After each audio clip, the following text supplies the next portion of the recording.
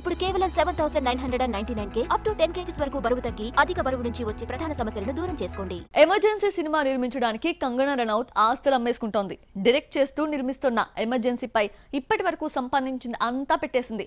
కంగనా ఎందుకు ఇలా చేస్తోంది అని అందరూ జాలిపడుతున్నారు. అయితే ముఖ్యమంత్రి అవ్వాలి అంటే రిస్క్ చేయక తప్పదా?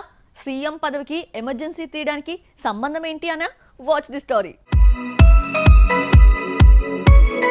సీతారామం హిట్ తర్వాత తెలుగులో మృణాల్ ఠాకూర్ పేరు బాగా వినిపిస్తోంది. డేట్స్ ఇవ్వక ఏడ్పించినా, ప్రమోషన్స్ కు రాక ఇబ్బంది పెట్టినా వరుస హిట్స్ తో లక్కీ హీరోయిన్ ముద్ర పడ్డంతో ఛాన్సులు ఇస్తూనే ఉన్నారు. రెమ్యునరేషన్ 3 కోట్లు అడుగుతున్నా ఎమ్మడే కావాలంటున్నారు. సీతారామం, హాయ్ నన్న హిట్స్ తర్వాత విజయ్ దేవరకొండతో ఫ్యామిలీ స్టార్ లో నటిస్తూ హ్యాట్రిక్ పై కన్నేసింది. 31 ఏళ్ల మృణాల్ తన 21వ ఏట హలో నందన్ అనే మరాఠీ మూవీతో సినిమాల్లోకొచ్చింది.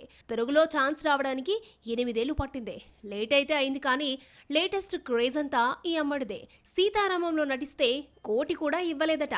డెబ్యూ మూవీ హిట్ కావడంతో 2 కోట్లకు వెళ్లిపోయింది. హాయ్ నాన్న సక్సెస్ తో ప్రస్తుతం 3 కోట్లకు పైగా డిమాండ్ చేస్తోంది మృణాల్. ఫ్యామిలీ స్టార్ ఏప్రిల్ 5న థియేటర్లోకి వస్తోంది. మృణాల్ మరో 2 సినిమాలకు సైన్ చేసిందట.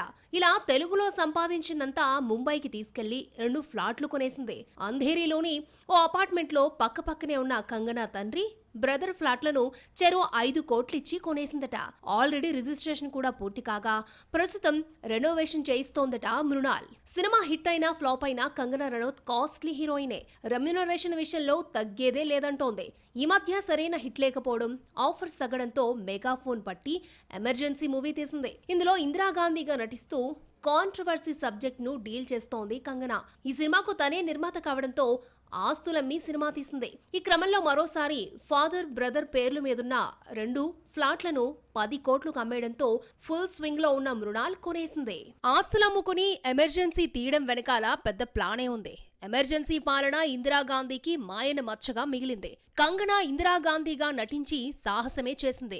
బీజేపీ సపోర్టర్ అయిన కంగనా కమలాన్ని వికసింపచేయడానికి ఇదంతా చేస్తోందని సినీ వర్గాలు అభిప్రాయపడుతున్నాయి. ఎప్పటికైనా సొంత రాష్ట్రం హిమాచల్ ప్రదేశ్ కు ముఖ్యమంత్రి అవ్వాలన్న లక్ష్యంగా ఆస్తులమ్మి ఎమర్జెన్సీ తీస్తోందట.